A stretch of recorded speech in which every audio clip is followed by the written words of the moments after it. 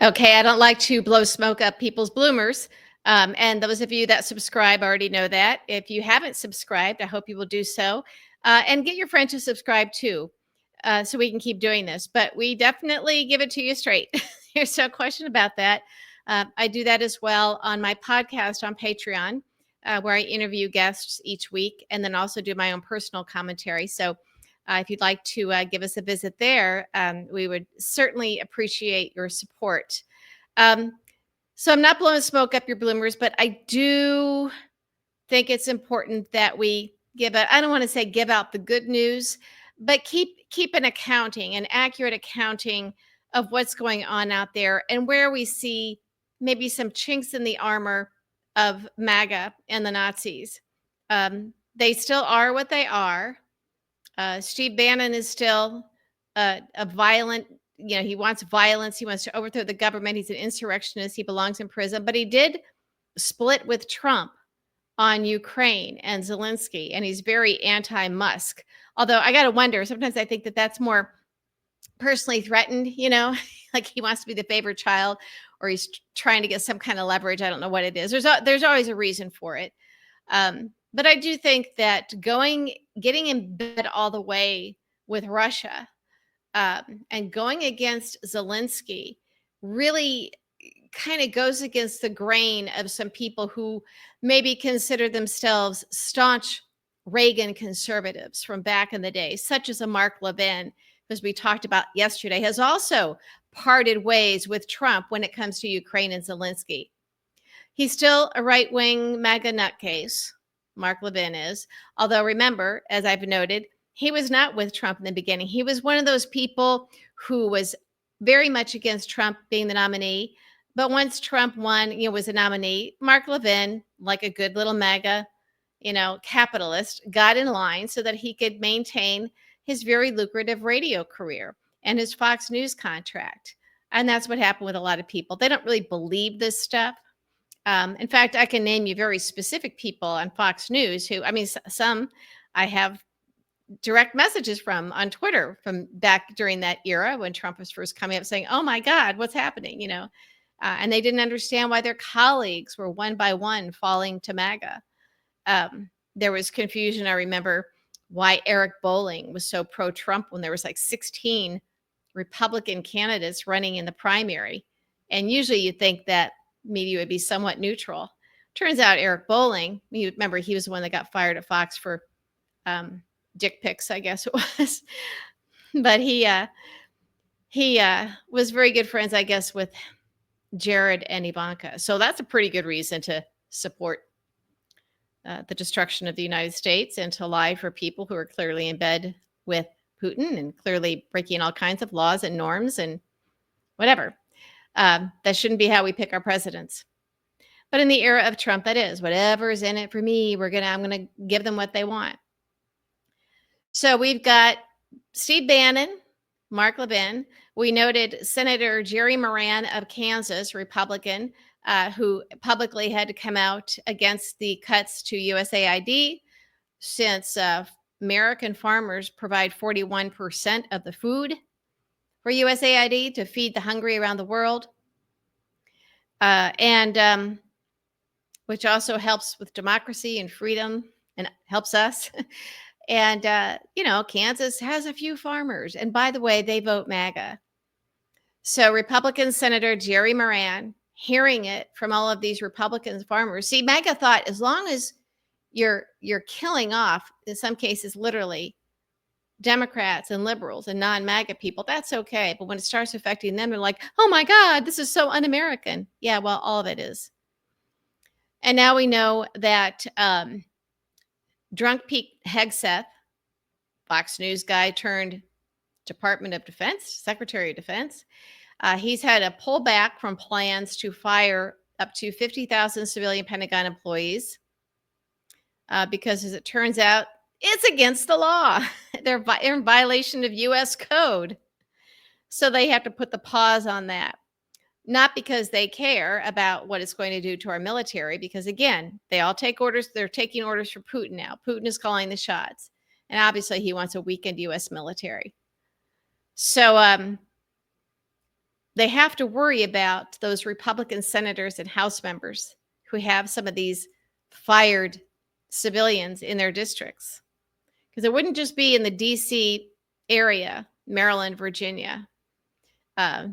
Department of Defense, our Pentagon has facilities strewn throughout the country, well, and the world. So, you have these big facilities, and all of a sudden, some Republican MAGA member of Congress or senator has to deal with a ton of their constituents losing their jobs suddenly for no good reason. So that's one of those pauses, I guess, that we can feel good about. We know that reports are that CPAC that's going on now, the far right conference, each a couple times a year. And they are. They're pretty out there, and they always have been, even before the era of Trump. These people are nuts. Because I used to have to go to those things. Remember, I was Republican, and sometimes I'd have a client that was maybe going to do Radio Row, and you go there, you walk around, you're like, oh my God.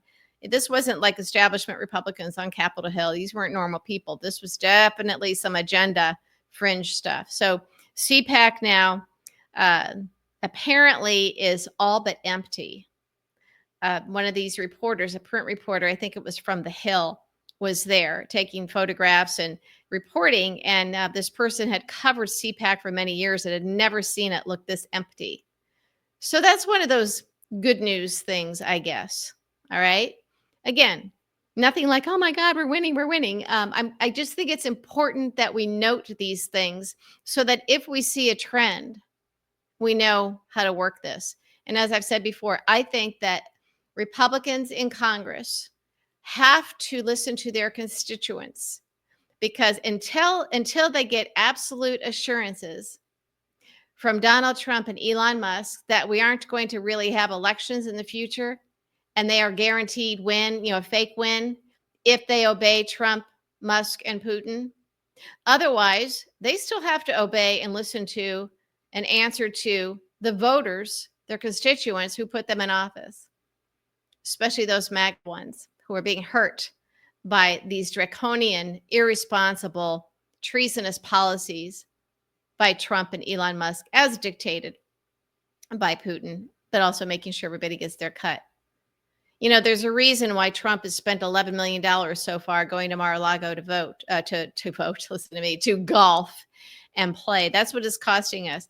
And Doge doesn't seem to have a problem with that kind of waste. They need to get him out of the way. Remember Elon's little 4-year-old that he used as a human shield? And the 4-year-old is grabbing the mics, looking at Trump saying, you're not president. You're not really the president. Telling him to shush his mouth. He was repeating what he'd heard his father say. The 4-year-old, out of the mouths of babes. So Musk is basically telling Trump, you're not the president. We'll let you know when we need you in Washington to show up and do some figurehead stuff. But don't forget, you work for Vladimir Putin and Elon Musk and the oligarchs. That was the deal. They would make sure Trump won, air quotes, in exchange for Trump just stepping out of the way and letting them run things. But this is how Trump kept out of prison. Remember? And the thing is, we all saw this happening. But Merrick Garland and Democrats, even some of them a little bit too comfortable in their cushy positions, and our media, and the people making big money defending these people, defending Garland, or people pretend fighting Trump. You got to wonder what happens to the fortunes of some of these people that have built generational wealth fighting Trump. What if Trump lost? Then what do they do? Yeah, all of this was preventable. In the era of Trump, there's no such thing as tinfoil hat conspiracies when it comes to looking at them and what he's done. The things that we used to think were just outrageous claims and tinfoil hat conspiracies a few years ago have all come to fruition. They boiled the frog slowly, so we just get used to it. So, again, as I like to remind people, be careful who you listen to.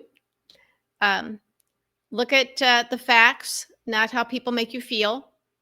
when they tell you what you want to hear, or if they get you all riled up so that you open your wallets and send them money that they then pocket. At this point in time, information is key. And I'm going to repeat. And again, I have a piece out in Dame magazine today. They asked me to write on my idea that Pete Buttigieg go out and every day and give a Democratic daily briefing from the Capitol, that he be our person. And as I note, the minute he steps behind that lectern in front of those cameras, he becomes the most influential and recognizable face in Democratic politics and media, and maybe in the world. He will be our opposition. And from there, we build a shadow cabinet. But our leadership isn't doing this. And there's no excuse why. And I lay that out in my piece in Day magazine. I have it all over Twitter and Blue Sky, and I put it on my Facebook page, or you could just go to Dame and take a look at it. And I'm pretty direct. Gee, what a surprise there, huh?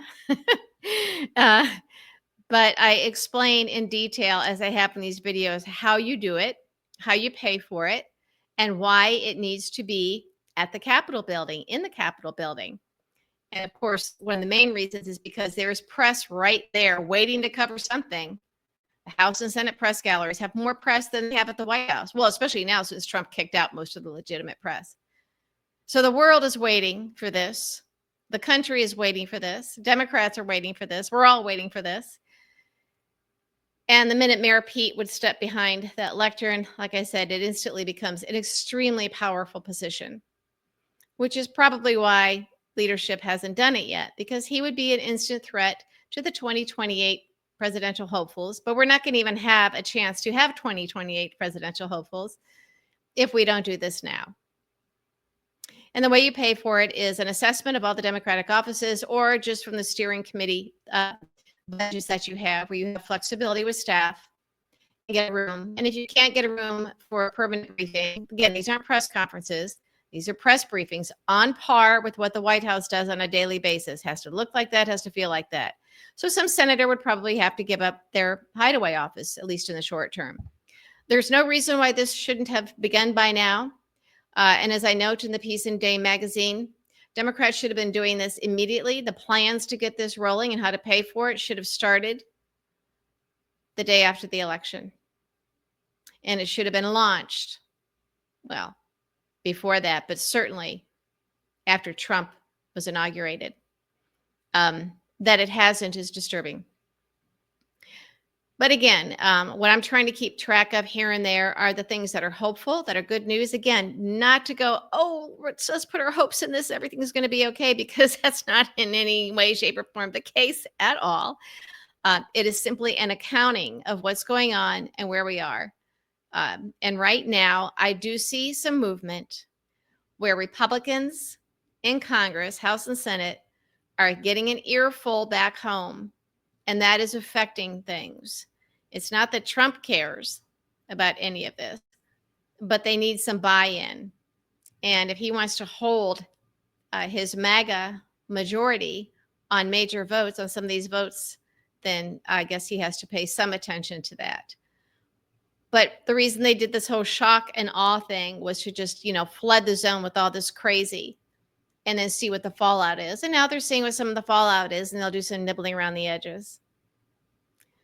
The bad news is, the really, really, really bad news, really frightening, scary news, is that Kash Patel is now the FBI director.